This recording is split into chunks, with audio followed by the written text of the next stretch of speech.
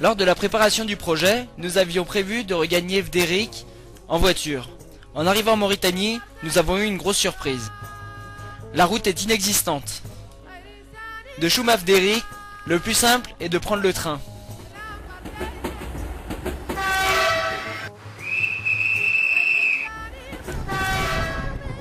C'est le deuxième plus long train du monde, avec environ 200 wagons, 3 locomotives et plus de 5 km de long. Il n'y a qu'un seul wagon passager. Nous choisissons donc la seconde classe, comme la plupart des Mauritaniens, dans les bennes de minerais de fer qui reviennent vides de la côte.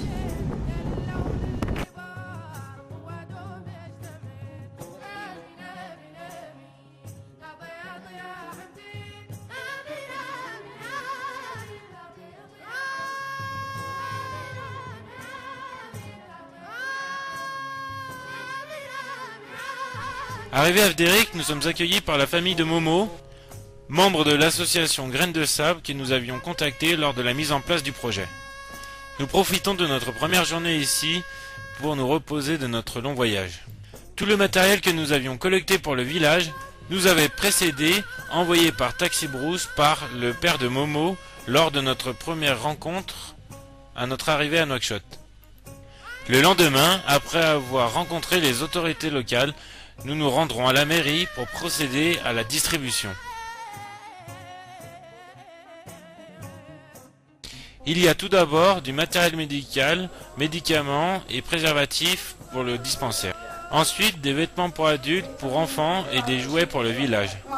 Un ordinateur, livres et BD pour le collège, ainsi que du matériel scolaire pour subvenir aux besoins de 2 écoles primaires.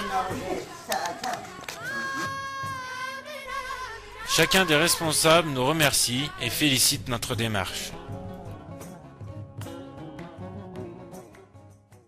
Après s'être bien reposé, nous remontons les manches et c'est parti. Nous commençons le travail sur l'éolienne. L'éolienne des jardins de Vderik entraîne une pompe et permet de puiser de l'eau. Cette eau si rare qui permet la culture et de faire boire les animaux. Malheureusement, l'éolienne de Vderik est tombée en panne il y a quelques mois de ça et les jardins sont asséchés. Notre mission ici est donc de la remettre en état de marche afin d'éviter aux femmes du jardin de puiser l'eau à la main. Avec l'aide de quelques habitants, nous démontons la pièce défectueuse. Nous la ramenons ensuite chez Tekber et le salon se transforme en atelier mécanique. Ce n'était pas grand chose, une goupille mal étudiée qui avait cédé. On la remplace et on remonte le système.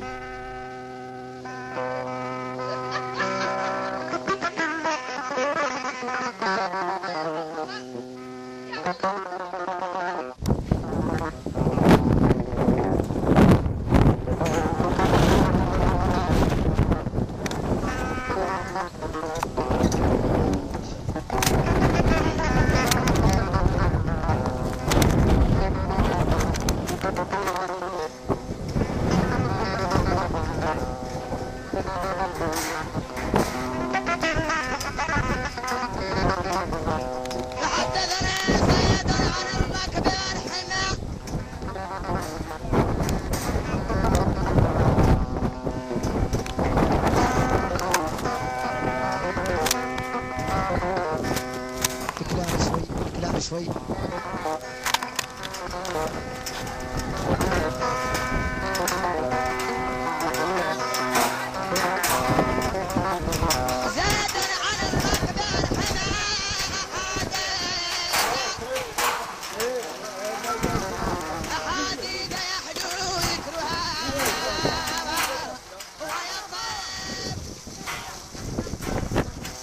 À ce moment-là, un large sourire se dessine sur les lèvres de chacun d'entre nous. L'eau s'est remise à couler et tout le système d'irrigation mis en place par l'association Graines de Sable va pouvoir servir à nouveau.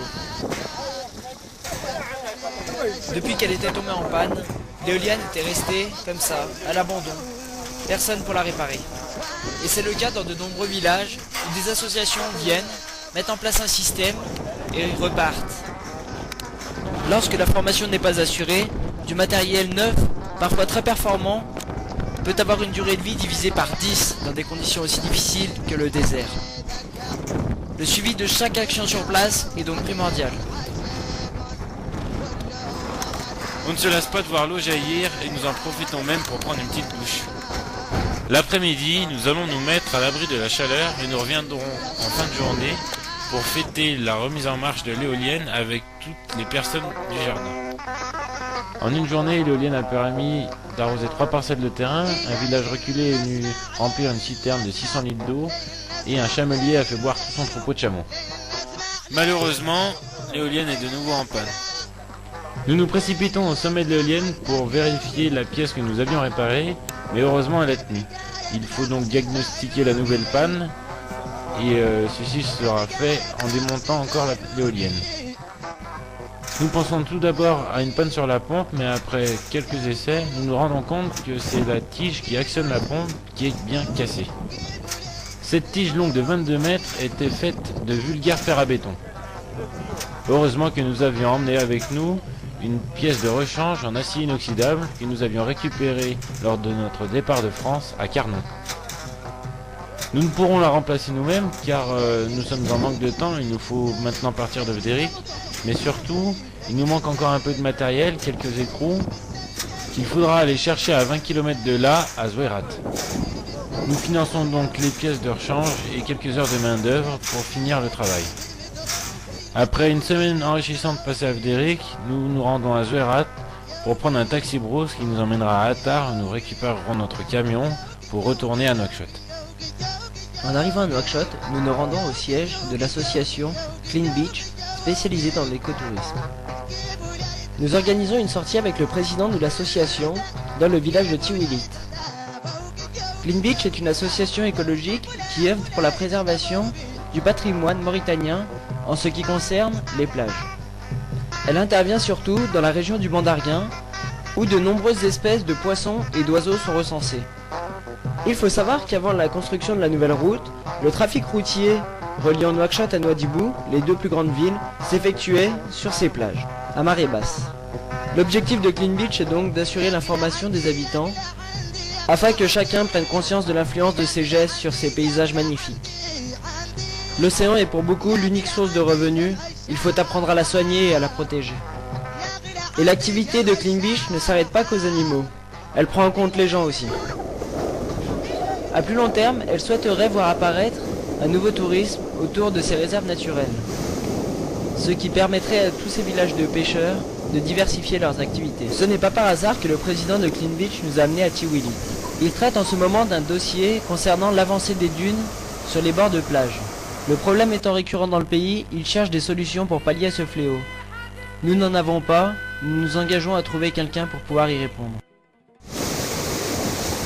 Bon bah on est toujours avec notre guide sec.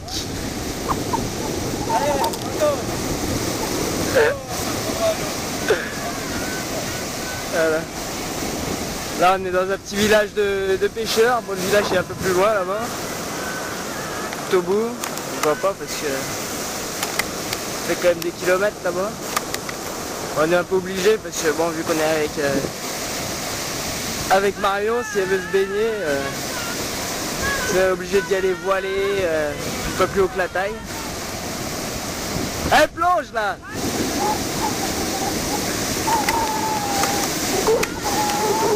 C'est un peu au milieu de...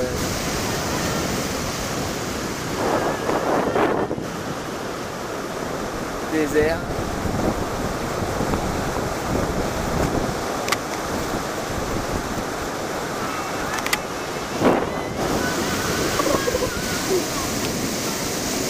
Ah, j'arrive.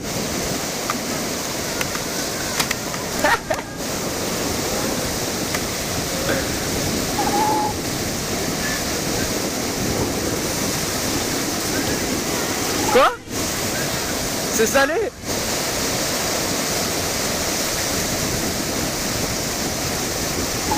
Vas-y.